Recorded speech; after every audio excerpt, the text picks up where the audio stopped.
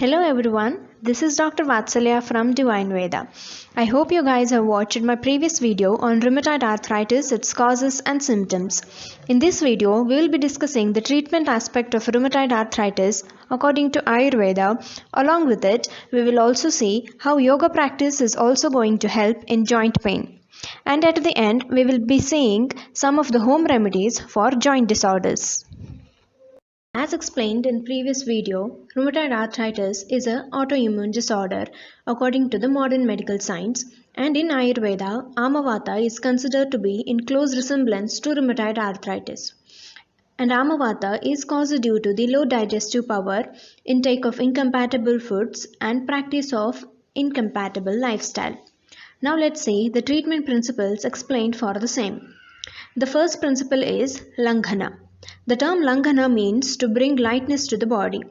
This can be done by administering light food to the patient, or it also means to go on fasting for a few hours. Langhana is mainly done to improve the digestive power, which is already low in this disease due to the presence of Ama in the body. This Ama is said to block the body channels due to its sticky and heavy nature.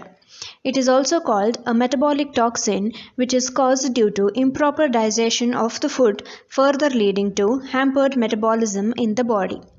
This decreased metabolism then increases the metabolic toxin and hence many diseases. So, through Langhana, the metabolism is increased both at the gut level as well as at the cellular level, which helps in clearing the blocked channels by Ama.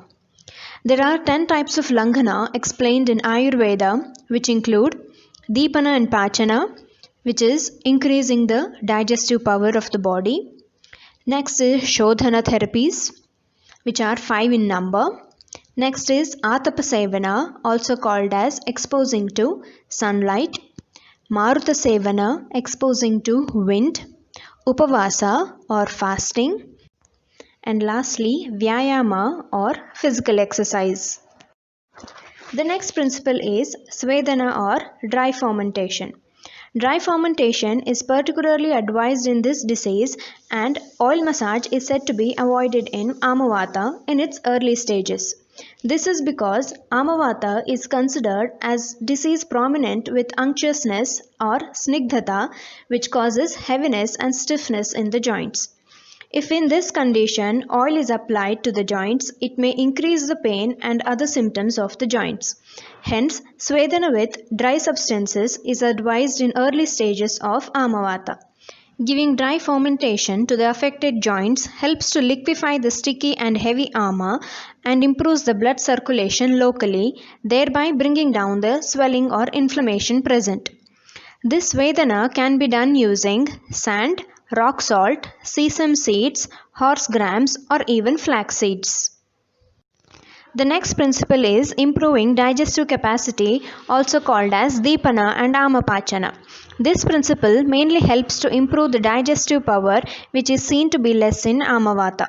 Digestive herbs such as ginger, black pepper, carom seeds, garlic, etc. are widely used to improve digestion in Amavata. These spices can also be included in your daily meals to help in proper digestion. If the disease is in the chronic stage, your doctor might suggest medicines that are rich in oiliness or unctuousness.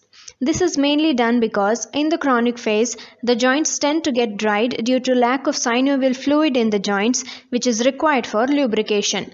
So the application of oils in the chronic stage will help relieve pain and lubricate the joints, which ease the movements of the joints. In cases where the symptoms are very severe, purification therapies are adopted to reduce the symptoms' intensity. The procedures included are purgation therapy, or also called as Virechana Karma in Ayurveda, and Basti Karma, also called as enema therapy. Now let's see how practice of yoga or mild exercise helps in Amavata. The practice of any kind of exercise will basically increase the blood circulation to that body part, which helps in improving the range of joint movements and flexibility of that joint. Due to the stiffness present in the joints, the movement of them to their maximum extent will not be possible in the initial stage. So beginners can do exercise after giving mild fermentation to the joints for about 5 to 10 minutes. Repeat each movement for at least 5 counts and then increase gradually. The exercises are basically the joint movements which are respective to each joint. These include folding, stretching, inner rotation or outer rotation based on the joint. For patients with good joint flexibility, the following postures can be practiced. Paschimottanasana helps in stretching the hamstring muscles, shoulders and spine.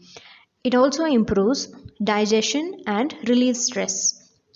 Chakrasana improves the strength of the wrist joint, spine, hamstring muscles and hips. Ardhamatsendrasana relieves stiffness in knee joints, back pain and improves the elasticity of the spine. Bhadrasana, it helps in improving the flexibility of the knee joints and legs. Ardha Shalabhasana improves strength and flexibility of the back, neck and shoulder muscles. Bhujangasana strengthens the spinal cord along with toning the shoulders and legs. Now let's see some of the home remedies helpful in joint pain. The first one is garlic milk. 2 to 3 dehusked garlic bulbs are boiled with 1 cup each of milk and water until it reduces to half.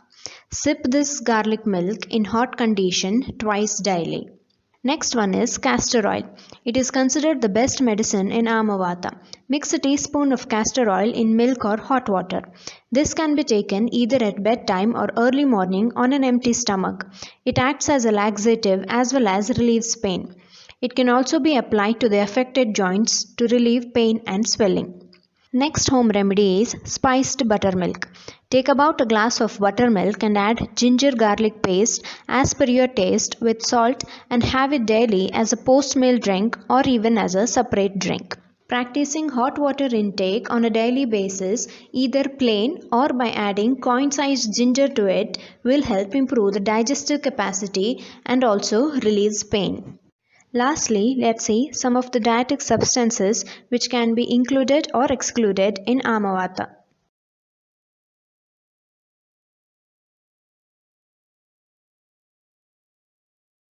I hope this video was of some help for those suffering with joint disorders.